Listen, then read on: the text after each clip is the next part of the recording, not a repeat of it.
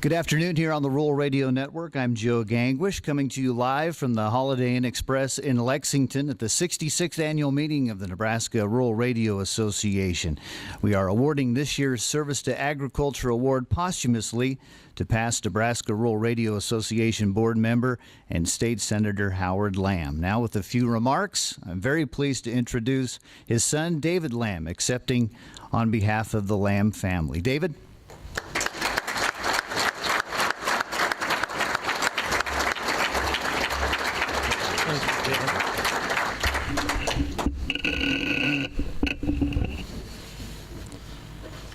Did anybody, I'm going to need a show of hands here. Did anybody see the supermoon last night? Wow, I did not expect that, I will tell you. I saw it this morning at 5:30. It was impressive. It was bright. It was almost three-dimensional when you saw it. And it was really something. And what looking at that does makes me feel pretty insignificant when you're looking at the moon and the stars and everything like that. And so we're small, but we're not insignificant compared to that.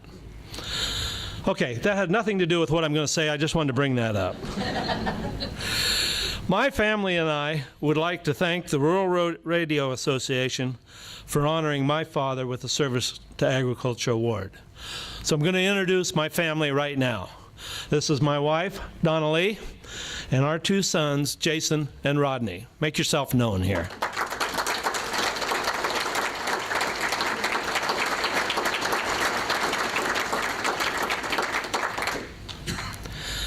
It's an honor to receive this award, and I wish Howard was here to share it. This award is not only about honoring my father, but I'm going to share some stories and reflections about Howard Lamb. Howard served agriculture because he enjoyed what he did, and he believed in the people he worked with. He was born in Bassett, Nebraska, and he grew up on the south bank of the Niobrara River. His family had a very small farm and had some livestock. He spent his boyhood taking care of the livestock, riding his horse to country school, and fishing. He loved that Niobrara River. He called himself a river rat and said it was a wonderful boyhood. He graduated high school in Bassett from Rock County High School, and he was the first in his immediate family to continue his education. He attended the University of Nebraska, majoring in ag engineering. His engineering interest came very naturally to him because he had two uncles that built some significant structures on the Elk Creek on the south side of the Niobrara River. Evidence of those structures is there today. And my father was always an engineer. His college career was interrupted by World War II. He served in the Navy, and upon being released when he got out of the service, he returned to Lincoln and completed his engineering degree in 1949. Also in 1949, he married my mother, Josephine Kellenbarger from Custer County. That was probably his best decision. She was, throughout his career, she was his staunchest supporter, and he would not probably have pursued everything he did without her support. While my father was at the University of Nebraska, he worked very closely with the tractor testing lab. He knew the professors very well, and that was an international known lab testing tractors from all over the world. He kept in lifelong contact with the professors and the grad students.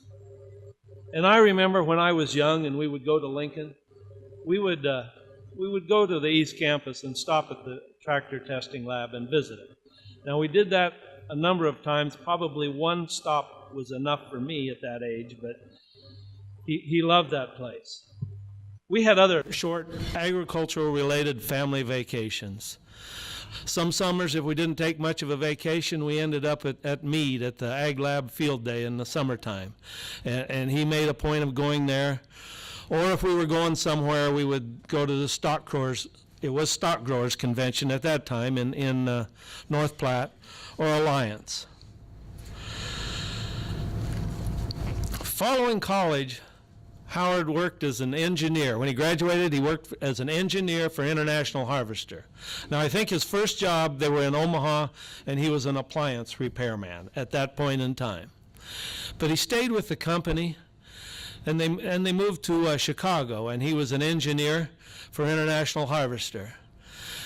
I remember probably in the 60s sometime, or maybe early 70s, we were in the shop working on a tractor, a 460 or a 560 International loader tractor. And I remember Dad saying, I ought to be able to fix this tractor. I built it. Well, I wondered about that statement, but later in life I discovered he had a lot to do with the engineering of that 460, 560 International tractor. He designed several parts of it. And so what he was saying was the truth. But he gave up that solid engineering career with International Harvester in 1955. And they came back to central Nebraska, to Custer County, and began farming with his in-laws on my mother's homesteaded, the Kellenbarger farm in Custer County. And when he came back, he immediately became involved in the community organizations. He was a Sunday school teacher, 4-H leader. He was on the school board, on the extension board. But he couldn't do all these things without some support. He was committed to any position he did. He wouldn't slack at it. He did everything he could when he committed to a project. And I've got a little example.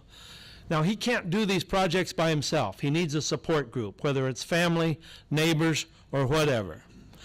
But I got a little example of that support, if I can find it. I was going through our folks' house this past winter. They both passed away both my folks passed away last year. And I found Mom's diary, 1962, 63, 64. And she talked, I'm going to read a couple excerpts here about what she talked about about his commitment. This was January 22nd, 1963. It says, "No school today. 7 below tonight, snow and blowing snow today. Keep wondering if we'll go to Lincoln for Howard's 4-H meeting. Buzz came down to check the chores. We didn't have a hired man, so the neighbors, if they were going to be gone, the neighbors had to come and do the chores. We had cows and a feedlot, and there was livestock to take care of. It said school called off everywhere, and I packed, but I'm not sure why." The next day was Wednesday, January 23rd. 20 below last night. But the car started. And Buzz walked down to do the chores. Now, right there is the example of the support we need for these leaders. Because our neighbor Buzz walked a mile, 20 below weather, to do the chores so Howard could go to Lincoln to the 4-H meeting. We have to have that support from everybody. And that is the unsung heroes of all these people that are carrying the water that we see in public. That's what it takes. So they went to Lincoln to the 4-H meeting and did that. Next week he went to a Custer Public Power meeting in Grand Island. He was elected to the Custer Public Power Board in 1962, and he dearly loved that board. He could use his engineering degree there, and he was very involved with the board. And you already heard this story a few minutes ago, but I'm going to read it again. Because while a member of that board, he worked closely with the engineering department at the University of Nebraska, and they were active in developing off-peak irrigation. This system saved the district considerable money, was adopted by other rural districts, and is still in use today. So I'm going to have to use the past tense here, but when you heard Dave Thorell look out the window on some cold January day and say, "Looks like a code green day today," Howard was integral in setting up that technology. I think of that every time I heard him say that. Thank you, Dave. In 1976, my dad had a difficult decision. He was up for re-election on the Custer Public Power Board. He dearly loved that board, did not want to give it up. But he also was considering a run for the legislature, State Senator District 43, to represent the local constituents. Well, as you know, he couldn't put his name on the ballot in both positions. So he decided to run for the legislature, as you know, and he served 16 years in the legislature, and he thoroughly enjoyed serving the people of Nebraska. Now, I didn't say he enjoyed every moment of the legislature, but I have learned, and I really don't know much about this story, that there were maybe some lighter moments there that you and I don't know about, and I don't know about too much. But as I said, we were going through the house last winter, just picked up a few things, and we found this little hand flip chart. I know visuals don't work well on radio, but that's too bad. But anyway, he had this little 6x8 cards on a flip chart, and we didn't think anything. We found this and says, "Wonder where that came from? Where did this come from?" And we laid it aside. Well, this winter, I don't know where I was, but I was visiting with Senator Cuddeback. And he said, "Oh, I remember Howard." He says, "Does he still have that flip chart?" I said, "Yeah, well, what's that all about?" And he said he would hold that up when there was a lot of debate or something was getting pretty serious, and he'd hold that up, and it would lighten the mood there. There's about 10 different things here. I'm going to flip one more up here that may or may not be appropriate right now. But he would hold these up during I didn't know anything about that. So there were definitely some lighter moments at the legislature. During his time as state senator, Howard served as chairman of both the executive board and the Transportation Committee, and as vice chairman of the Natural Resource Committee. In 1989, Howard, and I know he had help with this, but this was the way I got it out of the documents, Howard managed to pass a legislative bill which provided $98 million in property tax relief. He was very proud of representing rural Nebraska in the legislature. And so he did that for 16 years. And I remember before the election in 1992, I remember Dad saying, we've got some good young senators down there. We've got some good leadership. I believe it's time for me to move on. So he did not run for re-election in 92.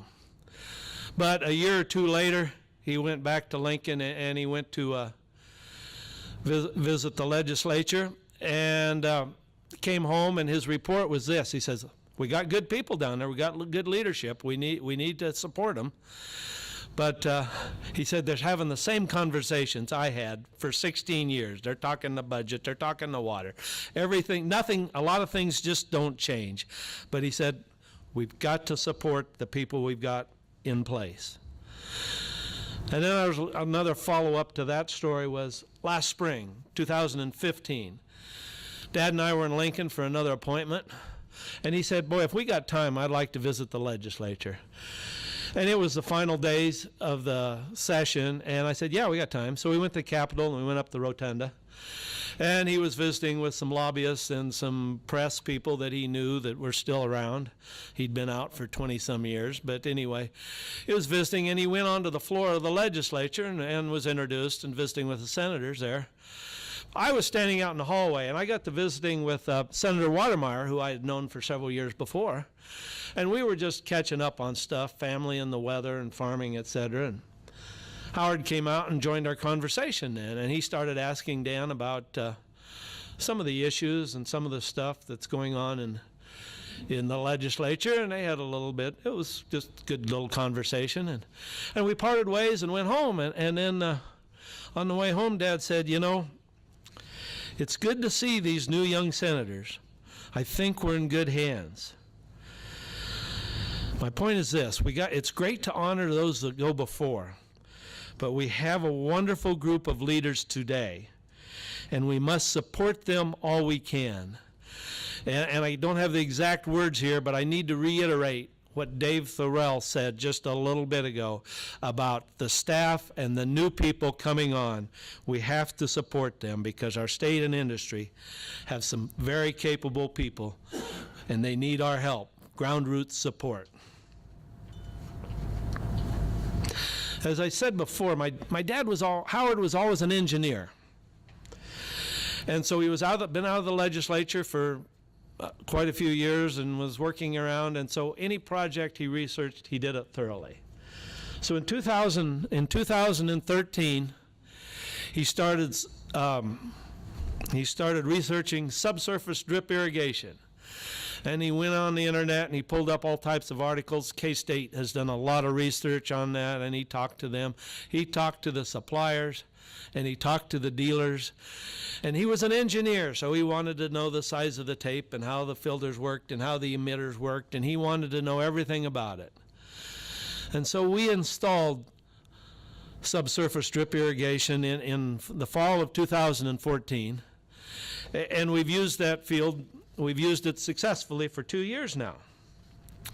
Well, in the summer of 2015, we had a local Custer County crop tour come by and look at our irrigation system.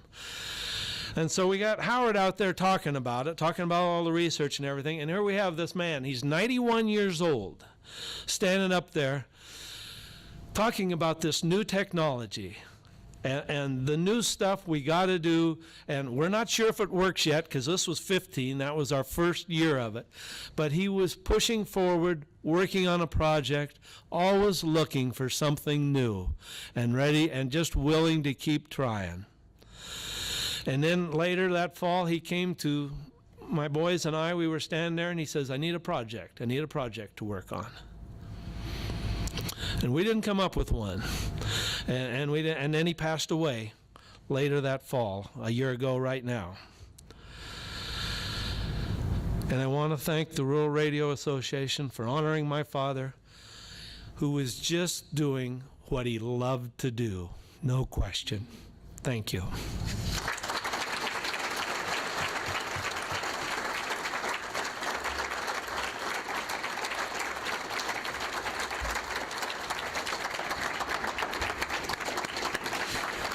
Thank you for those comments, David Lamb, the son of Howard Lamb, this year's service to Ag winner from the Nebraska Rural Radio Association. That wraps up this broadcast from the 66th annual meeting of the Nebraska Rural Radio Association. I'm Joe Gangwish. Thank you for listening. Have a great afternoon.